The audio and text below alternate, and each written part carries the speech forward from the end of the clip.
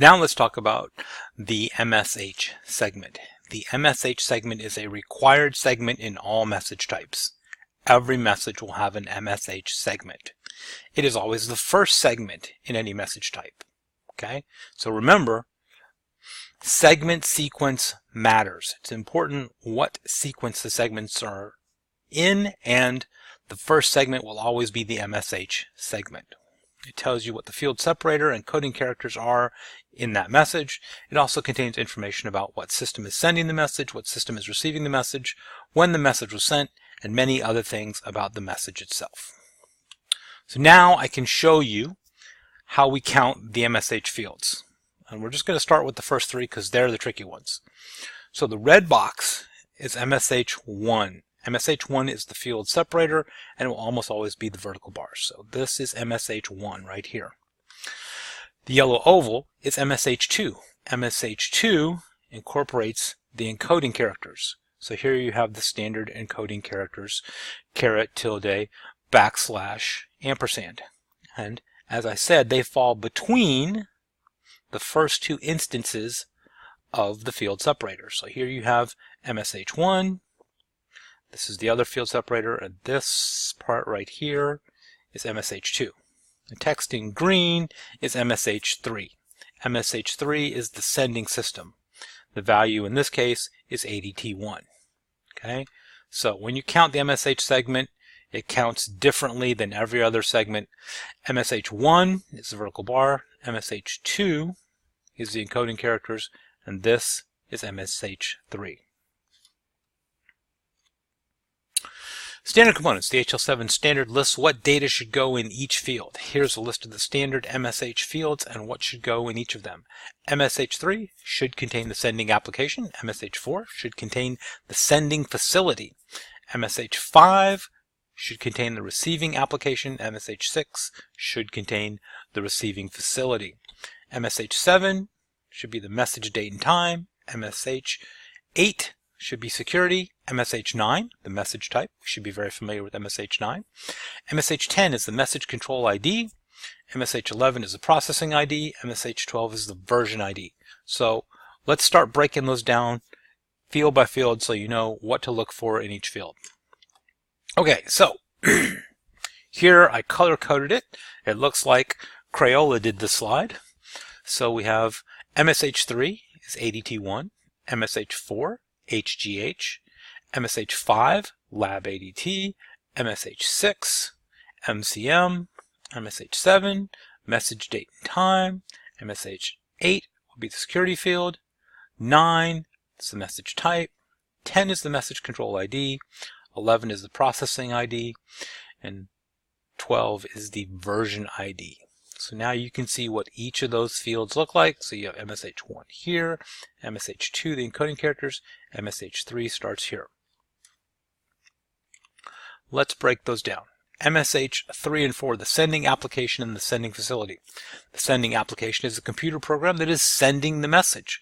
Typical real-world values you would find in this field are his, ris, lis, sis, and so on. The sending facility is a hospital that is sending the message. Many hospital systems have other outpatient centers, and the message may go from one facility to another. So this field lets you know where the message was sent from. MSH 5 and 6 is the receiving application and the receiving facility. The receiving application is a computer program that is receiving the message. Typical real-world values will be his, ris, lis, sis. Receiving facility is a hospital that is receiving the message. For messages that stay within one hospital, it's not uncommon for the sending facility and receiving facility to have the same value. So let's say you go to LGH. You go to LGH, and while you're there, they decide to do an X-ray. So they're going to place an order, and that would go from, let's say you're in the ER to the X-ray department. That's going to stay within LGH, right? So the sending facility and the receiving facility would both be LGH. And let's say they decide to have you come back for a follow-up 2 weeks later, but you're going to do that at the outpatient pavilion. Okay? So they're going to send that order ahead of time. So the sending facility may be LGH, but the receiving facility would be outpatient pavilion. So that's how orders might cross from one facility to another. And again, the applications, you have a sending, might be the HIS, and the receiving for an X-ray order would be the RIS. So you're going to have different sending and receiving applications. The facility may or may not change depending on where the patient is going. MSH 7 and 8. 7 is message date time, 8 is security. The message date time is the time the message was transmitted. This is very handy to know when troubleshooting problems like why the patient waited 2 hours for a chest x-ray. You can look and see when the message was sent. Now, there's a whole bunch of date and times we're going to get into later on in the semester. This is what time the message was sent. It has nothing to do with what time the test was ordered for or what time the order was placed in the sending system. Those values are in different places. This is what time the message went through the interface. So keep that in mind as we get further into different places with different date and times.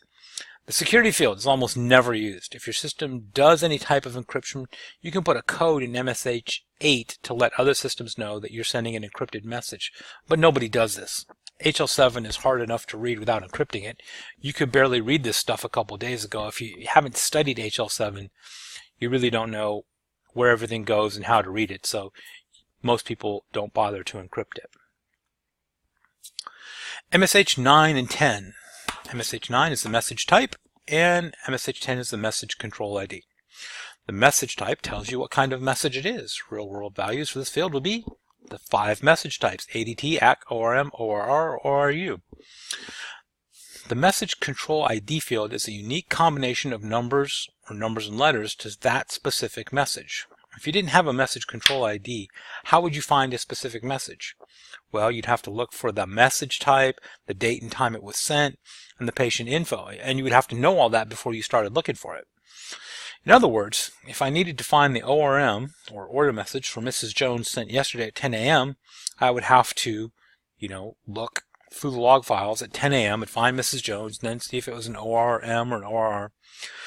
By giving every message a unique number, it's much easier to search for messages in a log file or track them down. So if a message control ID is message 0001, I can just type that in and it will take me right to that message in the log file. Much easier. MSH 11 and 12. It's the processing ID and the version ID. The processing ID tells you whether this is a message from the production system or the test system. Major computer systems in the hospital have a production system that everyone uses to do their daily work, but they also have a test system where system admins, like you and I, can test new upgrades or configurations. You always want to test something new before you put it into production.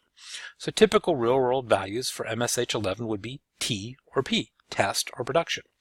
The version ID lets you know what version of HL7 is being used in this message. Typical values in the field will be 2.1, 2.5, 2.6, whatever version of HL7 they're using in the message. Okay, this one is your turn. So just look at this message and make sure you can figure out what system is sending this, what system is receiving this. Here's a tough one. Did it stay within the same hospital or not? Did it cross facilities? You should be able to figure that out by looking at this message.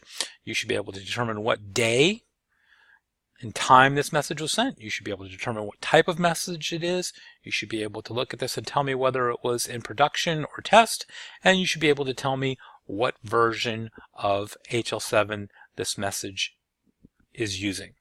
So if you're struggling with this last slide, be sure to post your questions to the class on a discussion board, and then I'll go over this last slide for anybody that needs it. Again, thank you for watching.